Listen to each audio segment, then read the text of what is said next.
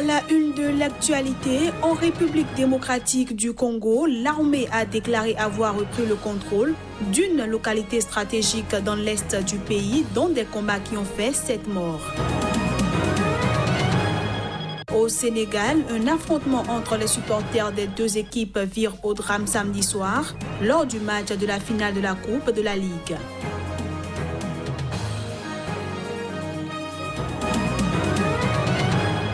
Et puis au Venezuela, plus de 7 millions de personnes ont massivement participé à la consultation symbolique organisée par l'opposition contre le président socialiste Nicolás Maduro.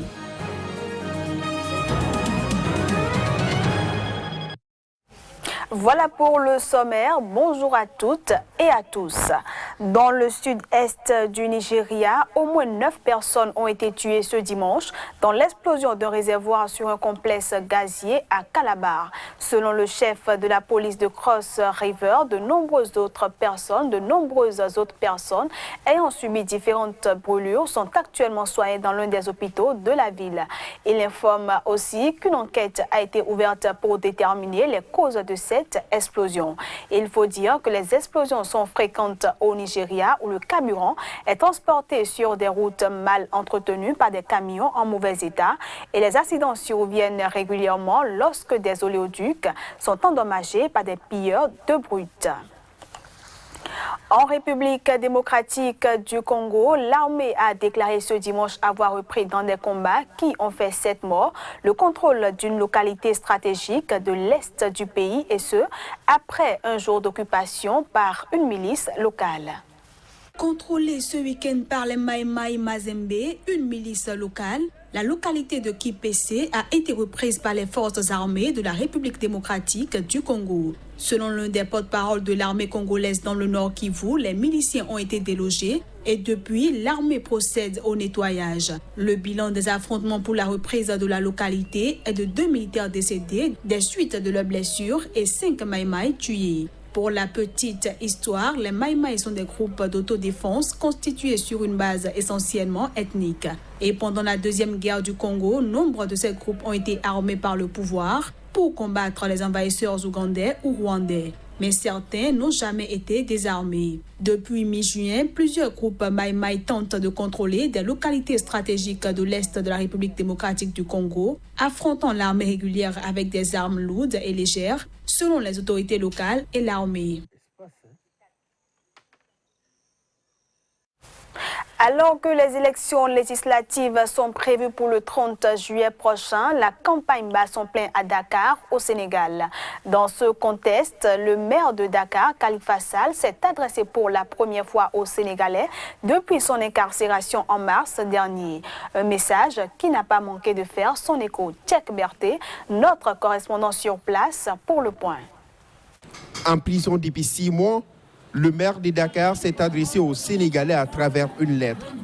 Dans cette correspondance publiée par son équipe de campagne, Khalifa Sall, candidat aux élections législatives du 30 juillet prochain, conclut sa lettre par cette phrase « Ensemble pour une assemblée du peuple ». La lettre dont le titre est « Khalifa Sall vous écrit » est non seulement un programme de campagne, mais aussi une attaque envers le régime en place. Depuis sa cellule, Khalifa Sall a ensuite exprimé sa gratitude à tous ceux qui ont manifesté leur solidarité dès son premier jour de détention, une détention qu'il qualifie d'emballement judiciaire sans précédent dans l'histoire du Sénégal. Pendant ces temps, la mobilisation continue pour réclamer sa libération avec le nouveau mouvement 1000 jeunes debout pour la libération de Khalifa Sall, lancé en fin de semaine. Cette fois-ci, ce sont les jeunes qui se sont mobilisés, ce sont les jeunes qui seront debout et ce sont les jeunes qui vont porter ce combat. Aujourd'hui, si Khalifa a commis un délit, c'est celui d'avoir des ambitions pour son pays. Et nous, jeunes à venir de ce pays, nous devons de nous mobiliser pour porter ce combat, pour sensibiliser les populations, mais pour rappeler à ce régime qu'il a l'obligation de libérer Khalifa. Pour cette mobilisation, la présence des 1000 jeunes avait été annoncée par les initiateurs. Visiblement moins nombreux, ceux qui ont répondu à l'appel veulent rendre l'appareil au maire prisonnier. Khalifa, c'est quelqu'un qui s'est engagé. Tout d'abord, il travaille pour les jeunes, il est là pour les jeunes, il représente les jeunes où il va. Donc nous les jeunes aussi, nous avons notre devoir pour soutenir Khalifa et lui rendre la monnaie de sa pièce. Plusieurs autres initiatives pour libérer Khalifa Sall ont vu le jour. Il y a moins d'un mois, un collectif a lancé un appel à participation pour payer la caution du maire. Khalifa Sall est accusé par la justice sénégalaise des détournements des deniers publics à hauteur de 1,8 milliard de francs CFA, soit 2,7 millions d'euros. On reste au Sénégal, mais pour parler cette fois-ci du match de la finale de la Coupe de la Ligue qui a viré à l'affrontement entre les supporters des deux équipes ce samedi soir. Le bilan est lourd. Dans ce pays, les activités sportives sont souvent électriques, notamment les combats de lutte, sport favori dans le pays. Cette fois-ci, environ 8 personnes sont mortes. Le point avec Tchèque Berthe, notre correspondant à Dakar. Des murs de la tribune ensanglantés à terre, des supporters encore sous les chocs. Voilà ce qui reste des grises survenues samedi soir au stade Demba Diop de Dakar lors de la finale de la Coupe de la Ligue sénégalaise. Ces matchs qui opposaient US Ouakam de Dakar-Hambourg a tourné à l'affrontement pendant la prolongation. Des jets de pierre entre supporters chargé par les forces de l'ordre à coups de gaz lacrymogène, a fini par créer un mouvement de panique. Bilan provisoire, 96 victimes, dont 8 morts. Il y avait un mouvement de foule, parce que moi j'étais là-bas. Du coup, comme je savais que je ne pouvais pas passer par là, moi j'ai sauté du mur. Donc le moment que je suis sauté, et ensuite la mur est tombée sur eux. Il y en a 3 qui étaient morts sur le coup, et les autres n'étaient pas encore morts. Mais le fait qu'il y avait les lacrymogènes qui sont lancés, ils ne pouvaient même plus respirer. Il y avait la panique, il y avait la peur, parce que tout le monde voulait s'en aller. Les victimes ont été prises en charge et acheminées dans les 3 principaux hôpitaux de Dakar. Dimanche matin, devant l'hôpital principal, les familles des victimes anxieuses attendaient encore les nouvelles de leurs proches admis aux urgences. J'ai des proches. Nous qui sommes là avons des proches, des frères et sœurs, des copains de classe, des universitaires qui ont été massacrés. Actuellement, on a vu les corps, les morts.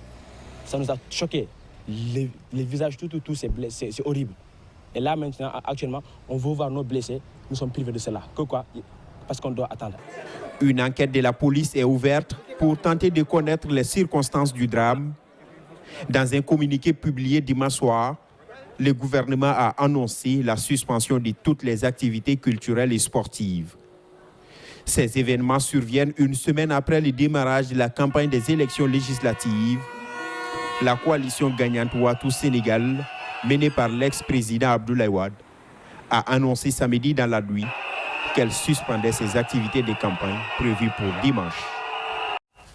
Ce journal se poursuit hors du continent africain. Tentative de putsch contre le président Recep Tayyip Erdogan il y a 1 an. Plusieurs centaines de milliers de Turcs ont commémoré l'événement dans la nuit de samedi à dimanche. À l'occasion, le chef de l'État a vertement promis d'arrêter la tête des traîtres. Pour marquer cet accident qui a traumatisé la Turquie, Erdogan a inauguré à Istanbul un premier mémorial pour les 250 victimes du coup de force. Aussi a-t-il réitéré son soutien au rétablissement de la peine capitale.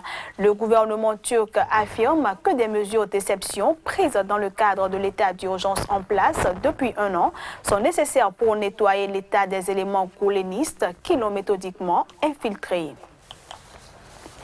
Assainissement et salubrité en Ukraine, autrefois connue pour ses bâtiments majestueux, ses rues pavées et sa vieille ville remarquablement préservée Lviv, une cité dans l'ouest de l'Ukraine, est depuis plus d'1 mois débordée par d'impressionnants tas d'ordures qui font sa notoriété. Alors que 700 000 habitants y vivent, les poubelles n'ont pas été ramassées depuis mai.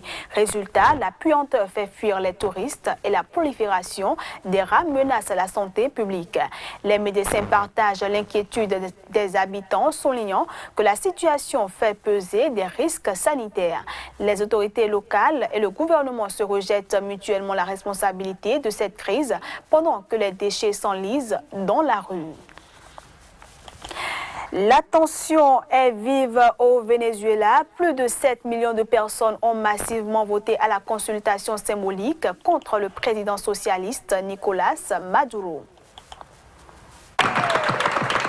Après plus de 3 mois de manifestations violentes au Venezuela, un pays englué dans la crise, l'opposition se délecte d'une première victoire. Elle sort ragaillardie de ce vote massif à la consultation symbolique contre le président socialiste Nicolás Maduro. Forte de ce succès, la coalition à l'origine du scrutin compte désormais freiner le projet de constituante lancé par le président et provoquer des élections anticipées avant la fin de son mandat en décembre 2018.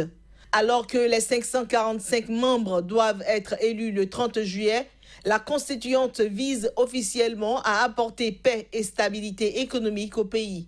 Mais pour l'opposition, elle servira à contourner l'Assemblée nationale où elle détient la majorité depuis 2016. Plus de 7 millions de Vénézuéliens sur 19 millions d'électeurs potentiels ont participé à la consultation populaire selon 95% des bulletins dépouillés. Une fois les 5% restants dépouillés, la participation pourrait s'élever à 7,5 millions de voix, ce qui serait suffisant pour révoquer le mandat de Maduro si un référendum avait lieu. Pour éviter que l'opposition occupe tout le terrain dimanche, le gouvernement avait invité les citoyens à venir s'informer sur le scrutin du 30 juillet et tester les machines qui serviront au vote. Le défi de l'opposition est désormais de se servir des résultats pour fracturer l'adversaire. Et puis, vague de chaleur historique dans le sud de l'Espagne. Un record datant de 1994 a été battu la semaine passée avec 47,3 degrés. Les organisations d'automobilistes belges conseillent aux vacanciers de prendre leurs précautions. Les images.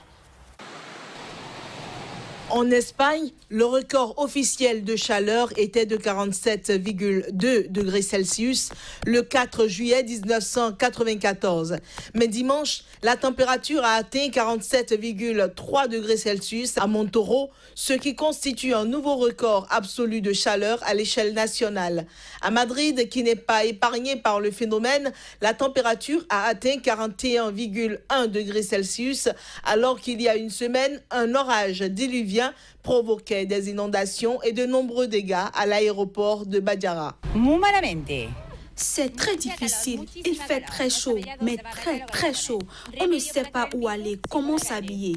L'unique remède, si tu n'as pas de climatisation à la maison, c'est de porter un t-shirt et un pantalon mouillé. Tu les mets dans la baignoire et tu les portes.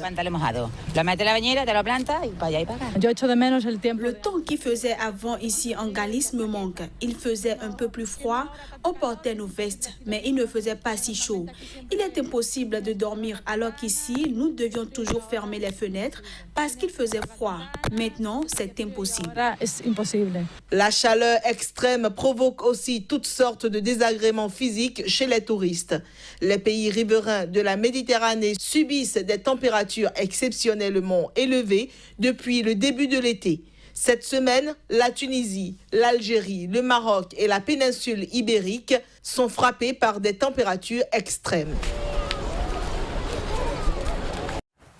Et voilà, mesdames, messieurs, ce sera tout pour cette édition que j'ai pris du plaisir à vous présenter. Merci à tous de l'avoir suivi et à bientôt.